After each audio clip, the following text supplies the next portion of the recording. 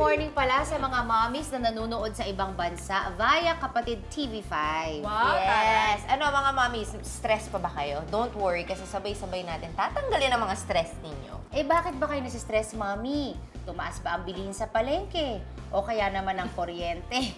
O kaya baka pinatawag ba kayo ng teacher ng inyong anak dahil nahuling nagkakating classes? Mga mommy, sigurado ako na after 30 minutes with us, bababa talaga ang stress level ninyo. Kaya tutok lang kayo palagi dito sa aming happy place para Happy Wife, Happy Life!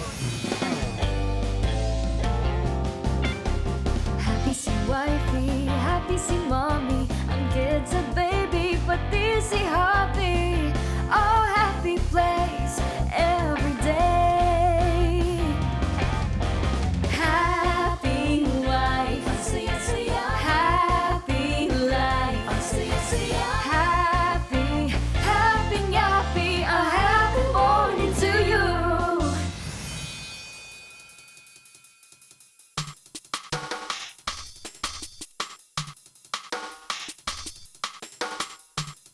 Happy morning mga misis! Today, pinagdiriwang natin ang 29th anniversary ng EDSA Revolution. Akalain nyo ba naman, 29 years na pala simula nang nagtipon-tipon ng mga kababayan natin para patalsikin ang dating presidenteng si Ferdinand Marcos? Ang adventure natin for today is libutin ang kahabaan ng EDSA at maghanap ng masasarap na pagkain at murang bilihin para sa ating mga tahanan. Ready na ba kayo mga misis? Tara na sa biyaheng EDSA!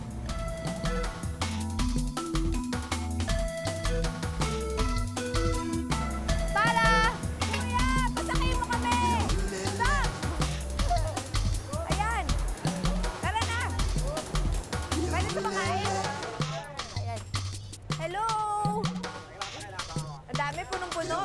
Pagdating ko dun sa bus, that was actually, kung tutuusan, my second time or first time na to ride the bus around Metro Manila. Kasi yung unang-una was nung Amazing Race. Kuya, bilis pa! Bilis pa!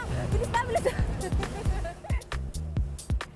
Kuya, bayad po. Isa pong boni. Sa boni po. Ayan. Thank you. Okay. Thank you. Yung feeling na pag-take ng bus the whole day going around Metro Manila, kakaiba talaga siya and talagang na-appreciate ko yung mga tao na nagko-commute kasi nakita ko kung gaano kahirap pala talaga. Konting kaalaman lang mga misis, alam nyo ba na ang dating tawag sa EDSA is Highway 54? Dahil noong unang panahon, akala nila 54 kilometers ang haba nito. Pero sa totoo lang, 23.8 kilometers lang pala. Mula sa monumento dun sa norte hanggang sa Rojas Boulevard sa south. At araw-araw may 400,000 na sasakyan na dumadaan dito sa EDSA. Ayan. Thank you, kuya. Super thank you sa water ko. Isa sa mga sikat na kainan along EDSA ay ang Brazil na matatagpuan sa EDSA Shaw Greenfield District. Kilala ang restaurant na ito dahil sa kanilang masasarap na Brazilian fusion na pagkain. Ma'am, bakit po tinawag na Brazilian fusion yung... Kasi nga, kaya ang tawag Brazilian food fusion. Kasi yung main dish namin, Brazilian, no? Ano yan, grilled barbecue siya. Assorted meat and ibang klaseng pagkain pwede rin, no?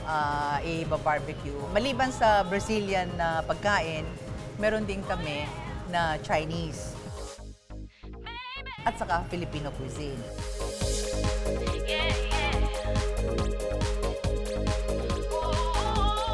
Nako, napakasarap. Ang daming different food, diba? Hindi lang Brazilian. Meron na rin Chinese food, meron din Filipino food. Punta na kayo. Mga misis, hindi pa natatapos ang food trip natin. Ang next destination natin is Merced Bake Shop, ang pinakalumang bake shop along EDSA.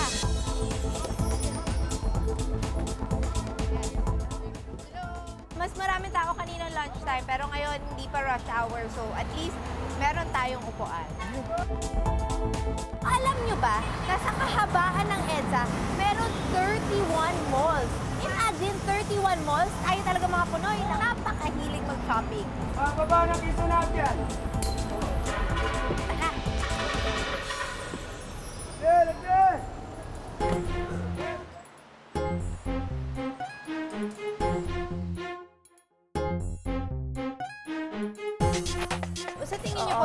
nagtagal ng ganun ka? 40 ba? 42 years na po? 42 years. Okay. Oo, dahil masarap ang pagkain namin since 1972, hindi nagbabago ang timpla. Number 2, customer service. Tinrain namin ang mga tao namin para masatisfied yung mga customer namin. Opo. Pangatlo, mura lang ang presyo, kayang-kaya ng masa.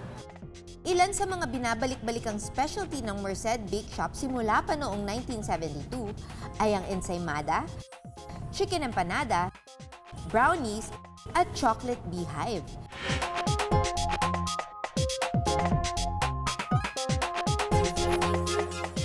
Mami, talagang napakasarap dito sa Merced Bake Shop. So, if I were you, punta na kayo dito sa Merced Bake Shop at itry niyo itong ito.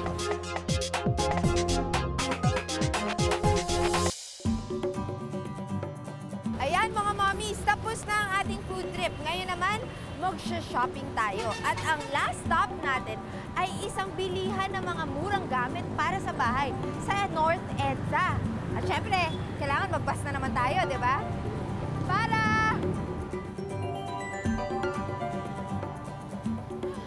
Nako mga mami, rush hour na. So, nahirapan na tayo kumuha ng bus dahil lahat puno. Imagine standing na lahat. Akala ko hindi na makakasakay dahil grabe, punong-puno yung mga ibang bus na dumaan. So, sobrang swerte natin at nakasakay tayo dito. At least pupuntahan natin yung last stop natin. Ayan na, North Avenue na. Tara, baba na tayo. Bye!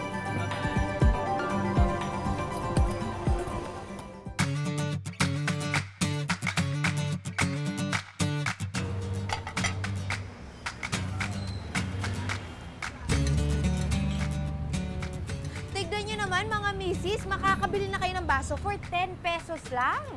Ilan pa sa mga gamit na mabibili dito sa murang halaga ay ang kutsilyo, isang dosenang kutsara tinidor, siyanse, pinggan, at sangkalan. Sana nag-enjoy kayo mga misis sa ating biyaheng EDSA. O, di ba? May food trip na tayo, may shopping pa. Hanggang sa susunod nating biyahe. Bye! Para! The good thing with my mom is that I never really have to prove anything to her for her to trust me. Even if may gawin akong something stupid, she'll correct me. But at the end of the day, sabihin niya lang din naman, well, it's part of growing up. You learn from the bad decisions you make. Sobrang na-starstruck ako sa ganda ni Jasmine Curtis. Tapos alam niya kung saan ako mas lalong humanga sa kanya. Yung pagiging mabuti niyang anak. Grabe kasi di ba bibihira yung mabait na anak. Tapos kasi ako sobrang... Bibihira yung mabait. Kasi ako mabait ako. Mabait ka ba? Sorry kasi ako medyo pasaway ako dati. Pero ngayon sobrang bait ko na. Yun nga. Wow. So kaya naman ngayon mga misis, alamin natin kung bakit nga ba happy mommy ang nanay niya na si Mrs. Carmen Curtis Smith. Yeah.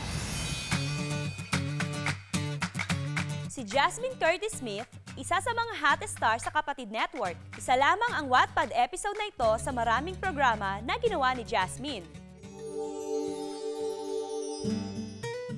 Ako si Felicity Sandoval, but you can call me City for short. City as in New York City, London City, even Quezon City. That is what you call a clash! Ngayon, may bago siyang programa, ang Move It na kauna-unahang street dance competition sa Philippine TV.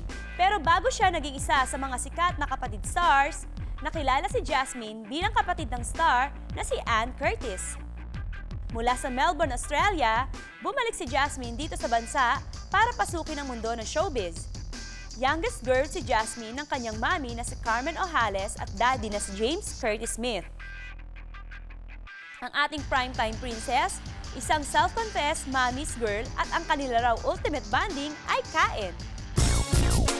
Pagka nasa Australia ako, magluluto yan ng mga paborito namin ng ulam. So, niluluto ni Mama are adobo, manok, preferably, and also beef steak. Sin zone ako, parati sa'yo, masakit pero kakayanin ko. Ikaw Sir Kaiser, your girlfriend is ready. Ikaw ang aking puso. Sana sinta, ganon ka rin, di ba? Sa ganda ni Jasmine, hindi katakatakang maraming boys ang nanliligaw sa kanya. Pero bago tayo pumunta sa usapang love life, aalamin muna natin sino ang mga crush ni Jasmine sa showbiz. Top 3 celebrity crushes in the Philippines. When I was growing up, number 3 was Rico Yan. Sobrang maamo yung face niya eh. Yung bait-bait, sobrang soft-spoken.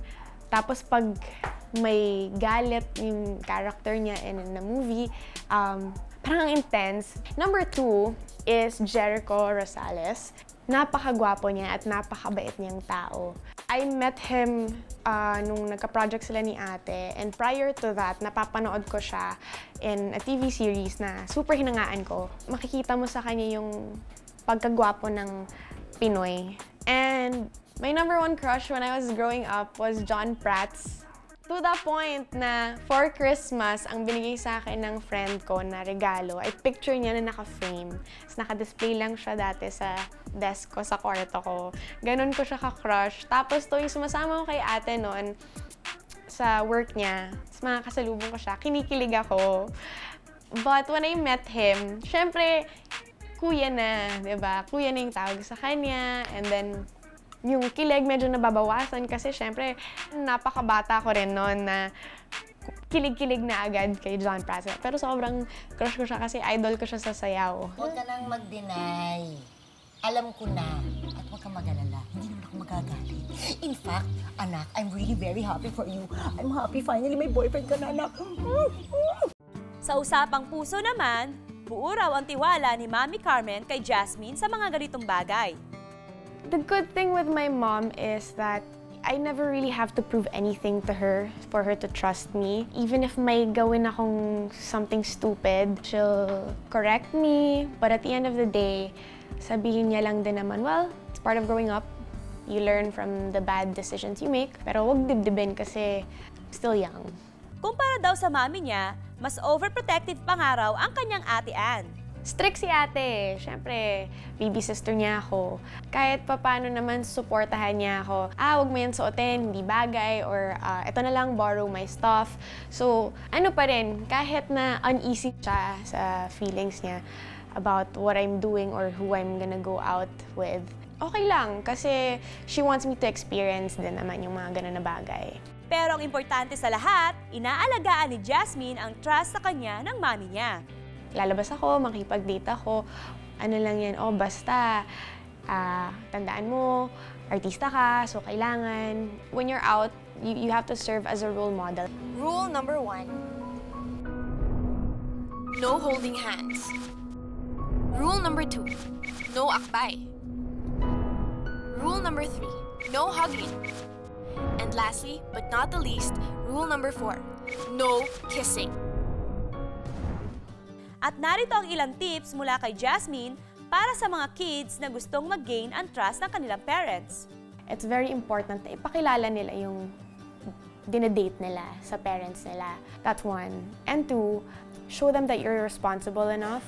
Set the cut-off time for your date. Be home by a certain hour until gets to the point na mas nakikilala na rin ng parents mo or ng family mo yung guy or yung girl. Lastly, just be mature. You know, when you go out, you never know who you'll see. Family, friends, you might not even see them, but they'll see you. So just be mature about the relationship that you want to start or you have. Para naman hindi ma-turn off yung parents agad dun sa lalaki or babae. Narito pa ang ilang reminders ni Jasmine sa mga kagaya niyang teenagers pagdating sa pakikipag-relationship. The do's, syempre, just be happy. That's first. Huwag mong lagyan ng sobrang bigat na pressure yung sarili mo. Always have me time as well. Huwag masyadong todo bigay. Huwag mo rin kalimutan yung friends mo. Di pa naman kayo kasal, to the point na kayo lang dapat laging magkasama. Kunwari, may tampuhan, may away. Always make sure that you try to resolve it as soon as possible. Ikaw ang aking puso. Oh, ikaw ang aking puso. Sino ba naman ang hindi magiging happy mommy with a daughter like Jasmine? Hindi lang siya maganda at matalinong teenager. Lalo niya pa tayong napahanga, knowing now kung gaano siya kabaitanak. Ngayong umaga, meron tayong isang mommy na tutulungan natin masolusyonan ang kanyang problema ng paghahanda ng pagkain sa umaga. Mahilig ba kayong kumain ng nilaga? Actually, favorite ng kids ko, yung corned beef. Okay. So, bagong-bago to sa kanila. Siyempre si Chef. Nakakaya naman kay Chef. Uy! Maski ako nahirapan din ako minsan mag-isip ng mga Tsaka yung oras, di ba, kailangan yung mabilisan lang. Kaya ito, may mga i-share ako sa mga mommies. Yung mga mommies dyan na mga working, naku, nahihirapan na ba kayong magluto dahil wala kayong time? Halos hindi nyo na mapagluto ang inyong mga anak. Nako, worry not, kasi meron akong ituturo sa inyong isang madaling recipe na napakasarap na lutong nanay. Ako po ay si Krista Mendiola, 39 years old, mula po sa San Juan.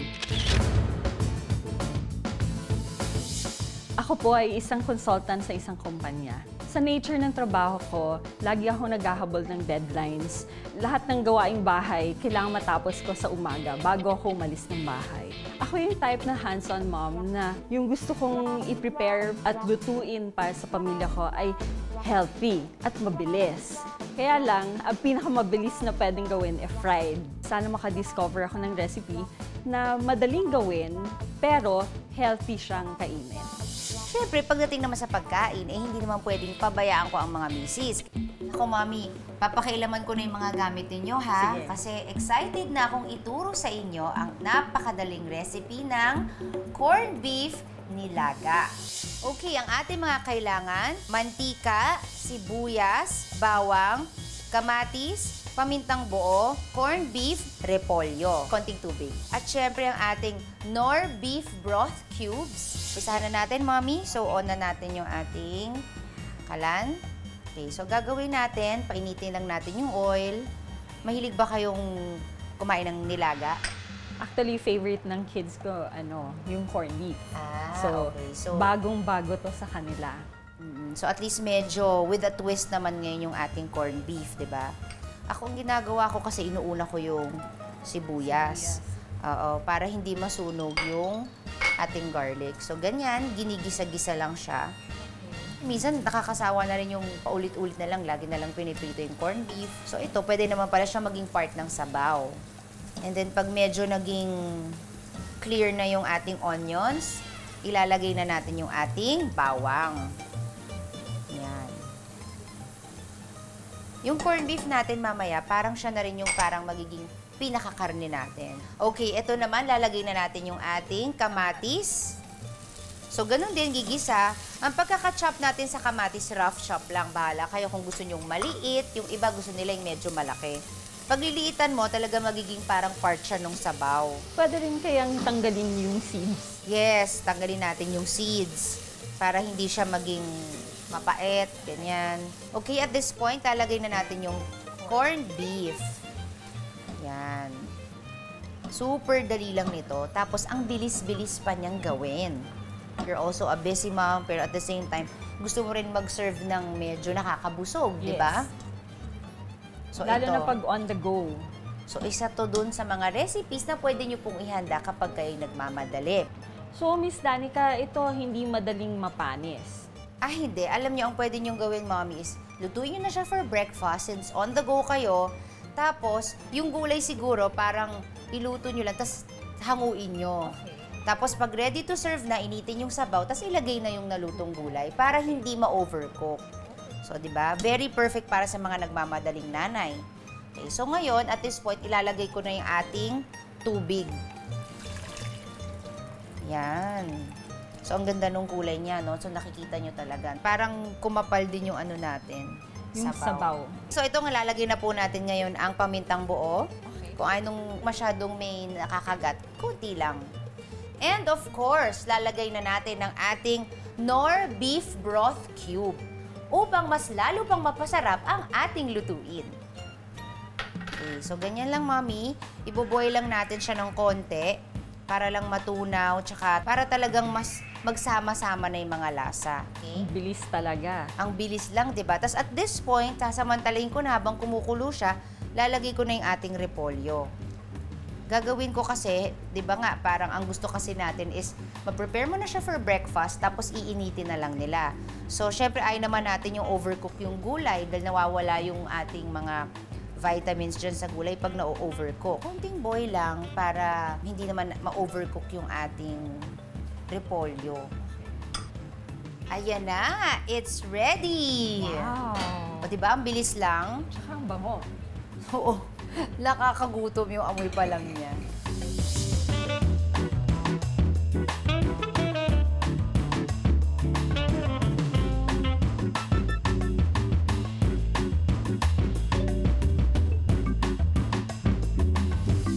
Okay, ito na po, Mami, ang napakadaling lutuin na corned beef nilaga.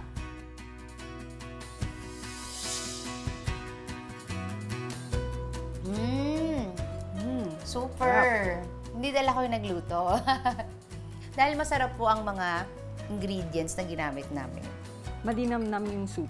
O, diba? Iba talaga ang lutong nanay. And sana, Mami, magustuhan to ng mga chikiting nyo. Talagang magugustuhan nila to, Miss Danica.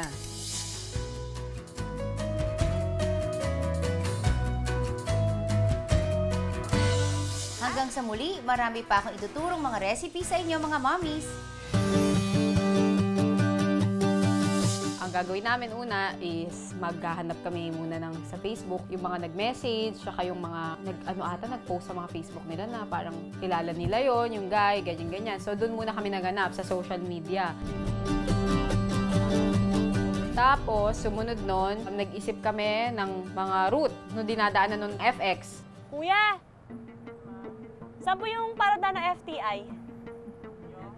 Paradaan ng FTI na FX. Doon pa?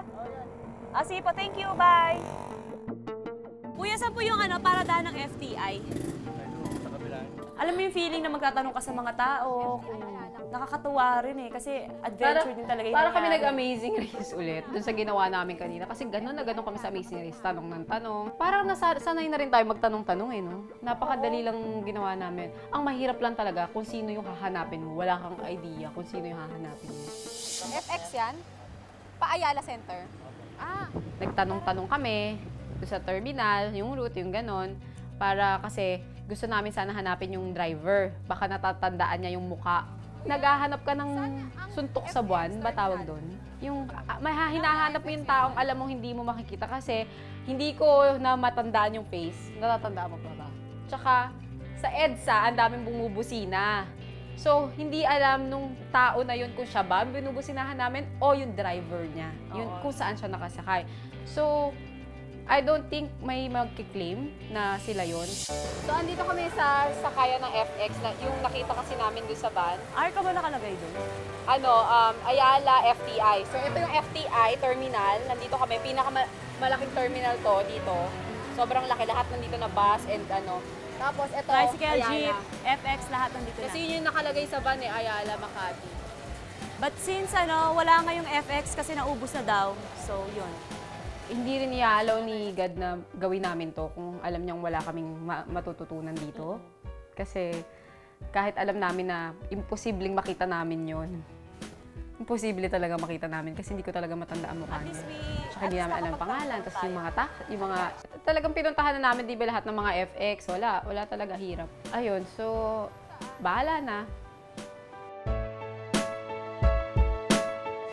O, di ba mga mommies and wifeys, sabi naman namin sa inyo, pag dito kayo nakihangout sa amin, mawawala ang stress level nyo. Kaya gawin nyo ng morning habit ang panunood ng Happy Wife, Happy Life. Kaya marami pa kaming sorpresa sa inyo sa mga darating na araw. So, kita-kits ulit bukas.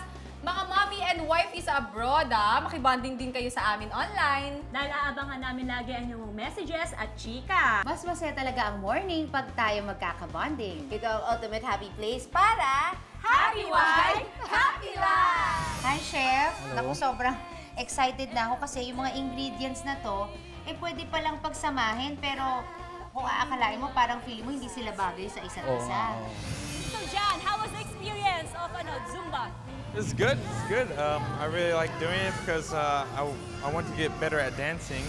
Nakilala siya bilang magaling na komedyante. Pero bukod sa pagiging funny, kilala rin siya sa pagiging brainy and of course, sexy. Starstruck, ang ganda sa person.